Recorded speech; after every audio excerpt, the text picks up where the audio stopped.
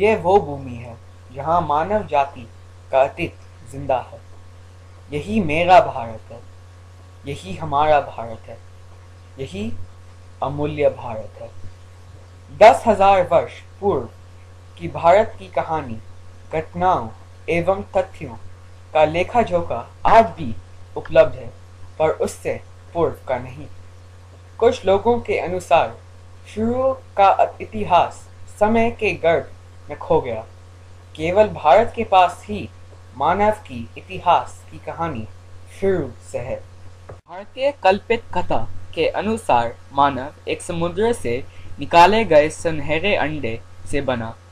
वैज्ञानिक विचारों के अनुसार हमारे पूर्वज 70 से 80,000 वर्ष पहले अफ्रीका से दक्षिण भारत आए थे। इन लोगों ने भारतीय वनस्पति और समुद्री उपहार से अपना काम चलाया। सभी गैर अफ्रीकी लोग अपने पूर्वजों को भारत इतिहास में खोज सकते हैं। यही कारण है कि भारत को मदर इंडिया के नाम से भी पुकारा जाता है। सभी भारतीय अनेक होते हुए भी एक हैं और एकजुट होकर जीवन व्यतीत करते हैं। भारत की संस्कृति और धर्म इस बात के प्रतीक हैं कि भारत की पहचान बनाई नहीं जाती, बनती रहती है। 10,000 वर्षों के बाद भी औद्योगिक प्रगति के कारण भारत एक नए आयाम पर पहुंचा। शहरों का उत्थान। भारत सबसे पुरानी सभ्यता का घर है। 7,000 BC वो समय था जब गांव इंडस वैली में बदले। भारत बाइबल से भी पुराना है, ये हड़प्पा ने प्रमाणित किया है। इंडस के किनारों पर बसा हुआ टूटी हुई गढ़ की दीवारों वाला होने पर भी ये उद्योग और व्यापार, सरकार और लेखन तथा भारी जनसंख्या का प्रतीक है। इस समय भारतीय जो शिकारी थे व्यापारी बन गए। मोहनजोदारो वो राजधानी थी जो सामान से भरी हुई नावें फारस को बेचती थी। हिमालय से अरब सागर तक फैली हुई सिंधु घाटी की सभ्यता प्राचीन दुनिया की सबसे बड़ी सभ्यता थी। किसी कारणवश भारत ने अपना व्यापार छोड़ा और वापस भूमि के सहारे जीने लगे। लेकिन क्यों? इससे पहले भारत एक टीथस नामक समुद्र में एक टापू था। इस टापू की एशिया में टक्कर होने के परिणाम से हिमालयाज बने और नम वायु जो दक्षिण से चलती थी वो शुष्क होनी शुरू हो गई। तभी से भारतीय मानसून प्रिय हैं। इसलिए भारतीय उत्तर में ऐसी भूमि पर गए जहाँ की नदी हर तरह से संपन्न थी। ये नदी गंगा थी और यहीं से संस्कृत का उद्भव हुआ, जो संसार की सबसे बोली जाने वाली भाषाओं का मूल है। ऋग्वेद में सबसे पहली लिखी गई संस्कृत पाई जाती है, जो हमें उन जातियों के बारे में बताती है जिन्होंने जंगलों को जलाकर नई भूमि को पाया। ये लोग आर्यंस थे। इंडस शहरों के नष्ट होने जाने पर आर्यंस अपने साथ नई भाषा और नए विश्वास लाए। आर्यन सभ्यता की नई राजधानी पेशवास पाकिस्तान थी। पर अब भी एक नया प्रश्न उठता है कि आर्यंस कहाँ से थे? उत्तर है, वो केंद्रीय एशिया से आए थे।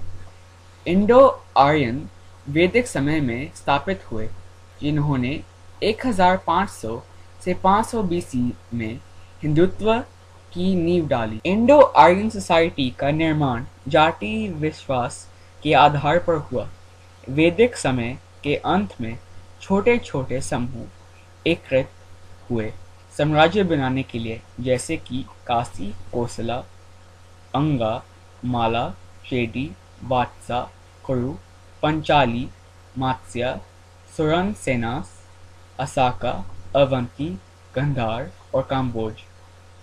ये माना जाता है कि 537 BCE में सिद्धार्थ गौतम को जागृति हुई और वे बुद्धा हुए, जिन्होंने अपने विचारों को केंद्रीय एशिया, पूर्वी एशिया, दक्षिण पूर्व एशिया में फैलाया। BC 520 में ज़्यादातर महाद्वीप फारसी एक्मेनिड के नीचे डेरियस द ग्रेट के द्वारा लाए गए।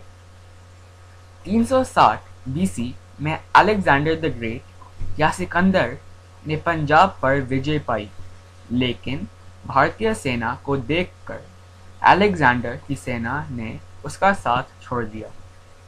लेकिन भारी हमलों के प्रभाव के कारण सरकार में बदलाव आया और भारतीय और फारसी धर्म ने मिलकर ग्रेको बुद्धिज्म या महायाना बुद्धिज्म धर्म बनाया। अगला शासन मौर्य शासन हुआ, जिसे चंद्रगुप्त ने बनाया, जो अब बिहार है। ये अशोक द ग्रेट के शासन में पूर्ण रूप से पनपा।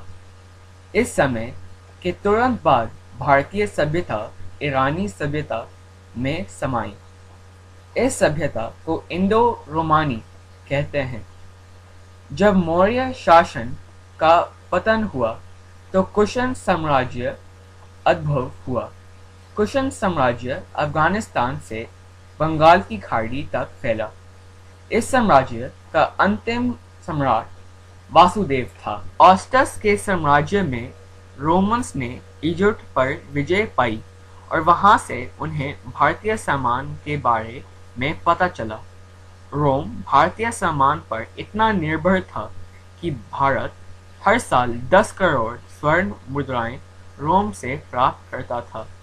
वहां से भारत को जो स्वर्ण मुद्राएं प्राप्त हुई, उससे भारत ने अपनी स्वर्ण मुद्राएं बनाने का व्यापार शुरू किया। इसके बाद भारत में गुप्त शासन आया, जिसको भारत में गोल्डन एज या सुनहरा युग के नाम से बुलाया जाता है।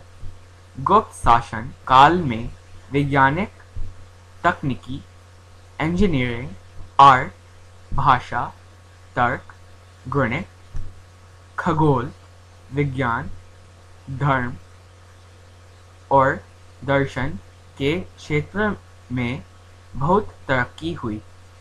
कन्नौज के राजा हर्ष वर्धन के मृत्यु के बाद मलवास के गुजारा, प्रतिहारास, बंगाल के पालास और डेक्कन के राष्ट्रकूटास के बीच में संघर्ष हुआ। अरब मुसलमान जो भारत पर हमला करने के लिए उत्सुक थे, उनके लिए यह सही समय था।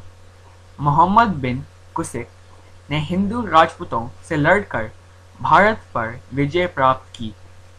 इस तरह अरब मुसलमानों ने दिल्ली सुल्तान बनाया।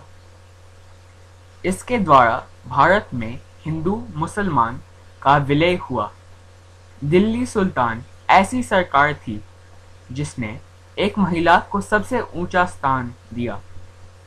1526 के बाद बाबर आया, जिसने मुगल साम्राज्य बनाया और समस्त भारत पर शासन किया। बाद में अकबर ने इस साम्राज्य को प्राप्त किया। 1707 मुगलों की सत्ता का पतन हुआ, क्योंकि हिंदुओं की संख्या ज़्यादा होने के कारण उन्हें ये अच्छा नहीं लगा कि कोई मुसलमान भारत पर